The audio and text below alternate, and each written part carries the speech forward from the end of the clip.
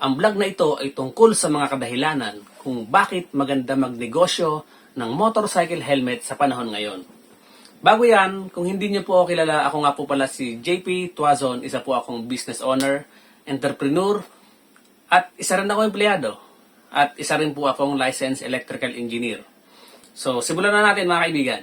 Way back 2020, nung magsimula po akong magtinda ng helmet.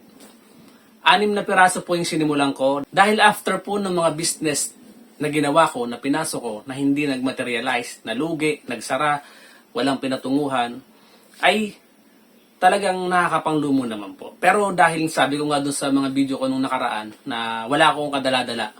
So nag-try ulit ako sa 6 na pirasong helmet. And hindi ko siya in-expect mga kaibigan na magtutuloy-tuloy up to now. So yung dating 6 na pirasong helmet ko na binibenta ko lang online dati is naging 600 pieces helmet na. Mahigit na po 600 yung helmet ko ngayon.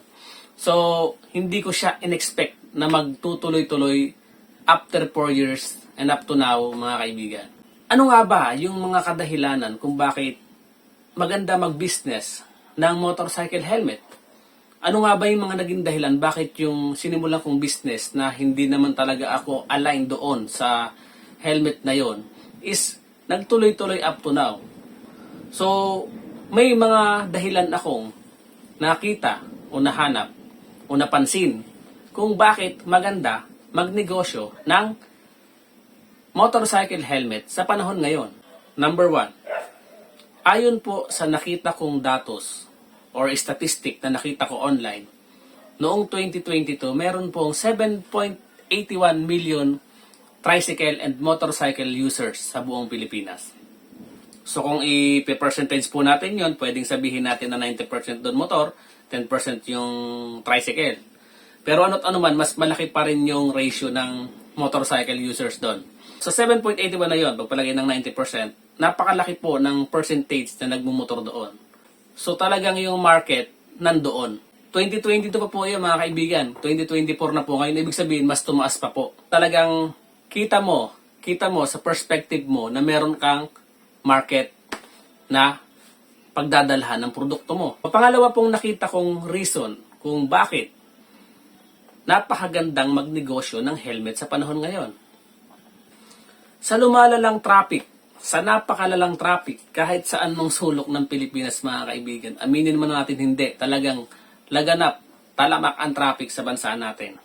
So dahil yan sa ang dami ng lumalabas na sasakyan, ang dami rin lumalabas na motor, kaso nga lang yung kalsada natin, kumbaga hindi siya proportion dun sa pagluwag ng kalsada. Although may ginagawa naman yung gobyerno natin dyan, pero hindi niya talaga masabayan yung pagdami ng sasakyan sa kalsada. So, dahil sa traffic, yung mga kagaya kong empleyado is, syempre, naiinis din. Nananawa na, nabubugnot na, laging maaga gigising. Tapos kahit maaga kang gumising, maaga ka nakasakay ng sasakyan, ng jeep, minsan natatraffic ka pa din, nalilate ka pa rin.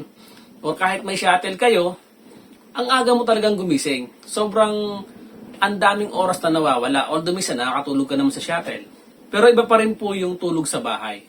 Kumbaga, ang laking tulong ng motorsiklo sa mga buhay natin. Pero disclaimer lamang po, hindi ko po nilalahat. Meron talaga mga taong ayaw magmotor. And itong video na ito ay para lang doon sa mga taong open-minded na pwedeng magmotor anytime soon. Katulad ko po, buhat nung nagtrabaho po ako talagang inalis ko sa isip ko na magmotor kasi ayoko pong maaksidente. Takot ako dahil sa daming na nakita kong aksidente sa kalsada is talagang nagkaroon na ng takot sa isip ko na baka mamaya ganun mangyari sa akin. So, ang tagal ko pong pinag-isipan bago ako kumuha ng motor. Nung time na dumating na yung pangangailangan ko, dahil sa traffic nga, hindi ko hawak yung oras ko, and nung time kasi na yun, talagang sobrang aga ng pasok ko, kinailangan ko na magmotor. So, yun yung naging benefit sa akin. Nalinya pa ako sa pagbibusiness tungkol sa motorcycle helmet.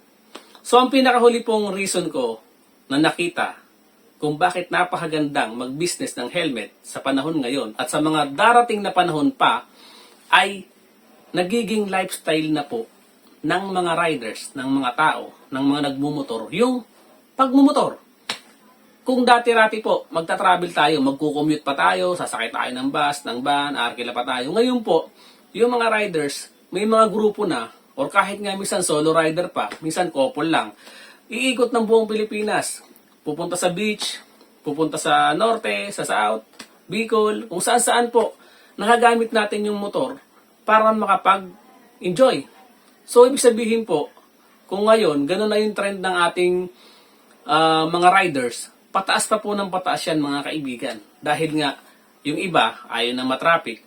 Pag napunta ka po kasi sa mundo ng pagbumotor, hindi pwedeng hindi kayo magra-rides. And, kadikit po noong pagiging lifestyle ng pagbumotor, yung pagsuot po ng helmet is hindi na po siya katulad nung dati na mag-helmet ka dahil kailangan lang, dahil mahuhuli ka pag wala kang helmet. Ngayon po, ang nangyayari, parang sapatos na siya. Nagiging collection na siya ng mga riders na pag nanawa doon sa isa, bibili na naman. Personally po, meron ako siyam na helmet. And, yun, collection na po ang nangyayari. Dahil nga, isa na akong rider talaga na nag-rides kami, paminsan-minsan, lalo na pag may oras mag-rides talaga kami. Kung ikaw po ay naghahanap or nag-iisip ng pwedeng maging negosyo, pwede po kitang matulungan dyan. Pwede ko pong mag-comment down below or pwede kang magtanong kung anong gusto mong business na related sa motorcycle helmet or sa motorcycle industry. Sasagutin po kita dyan. Gagawan po kita ng video kung paano masisimulan yan. At kung nagustuhan nyo po ang video nito mga kaibigan, pakisubscribe po sa aking YouTube channel and sa Facebook page ko po, pakipollow na din po ako. And again, nagpapasalamat po ako sa pagsuporta. At ako po ay aspiring vlogger. Sana po suportahan nyo po ako na magtuloy-tuloy po ang aking karera sa pagbablog. And again po, maraming salamat sa panonood. God bless us all po. Ride safe always and bye-bye!